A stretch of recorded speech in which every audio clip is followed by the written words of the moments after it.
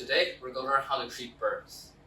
So burns are actually quite common in our everyday lives, in cooking, in engineering, and whatever. It's easy to get burns. So let's say you got burns.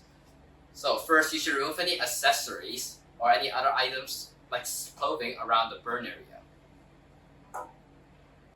Then run the burns area under clear cold water for 10 minutes or until it actually stops hurting.